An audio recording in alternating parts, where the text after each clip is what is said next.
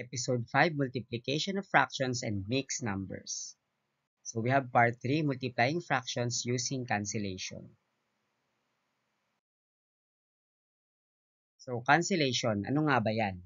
So it is used when the numerator and denominator have common factors. So ginagamit natin ng cancellation kung ang numerator at denominator ng fractions ay meron pang common factors or pwede nating sabihin na greatest common factor. So, it is process of simplifying fractions before multiplying them. So, ito yung proseso na kung saan isi-simplify mo muna yung mga fractions bago natin sila pag-multiplyin.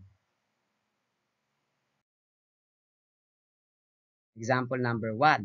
What is the product of 2 fifths and 1/2? Again, we have here the word product, meaning we are going to use multiplication as our operation. So, 2 fifths times 1/2.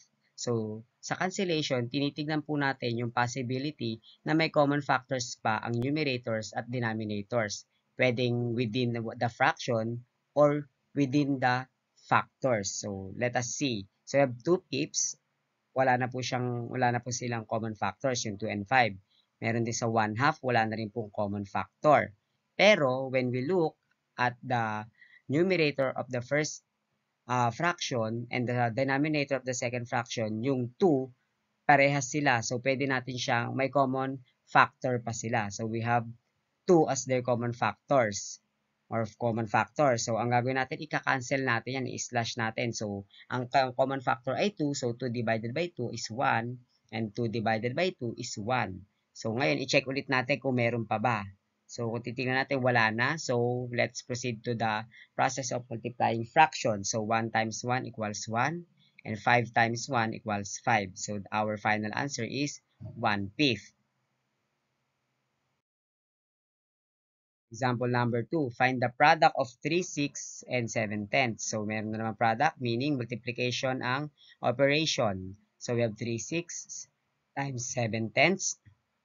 So, tignan natin. So, within the fraction, 3 6.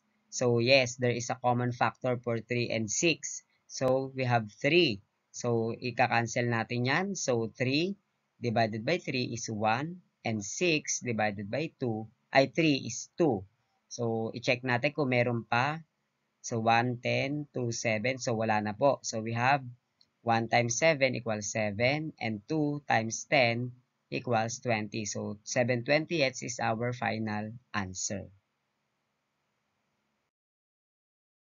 Example number 3, multiply 3/4 and 8/11. So, obvious naman na multiplication gagamitin nating operation. So, we have 3/4 times 8/11. So, check natin si 3 and 4, numerator versus denominator, wala. 8 and 11, no common factor. 3 and 11, no common factor. Then, we have 4 and 8. Meron silang common factor which is 4. So, i-divide natin sila ngayon sa 4. So, 4 divided by 4 is 1. 8 divided by 4 is 2. Then, check natin kung meron pa ba. Wala na. So, we proceed to multiplying the numerators. 3 times 2 equals 6. 1 times 11 is 11. So, 6/11 is our final answer. Example number 4. Multiply 5/12 and 3/10. So, we have 5/12 times 3/10. So, yung 5 and 12, walang common factor. 3 and 10, wala. 5 and 10. Yan, numerator versus denominator. Ganun po ang term na ginagamit ko. So, we have 5 and 10. The common factor is 5. So, 5 divided by 5 is 1. 10 divided by 5 is 2. Then, tignan natin kung meron pa. Yes, meron pa yung 3 and 12. So, ang common factor is 3. So, 12 divided by 3 is 4. 3 divided by 3 is 1. Then, again, check natin numerators and denominators. Wala nang common factor. So, proceed. 1 times 1 equals 1.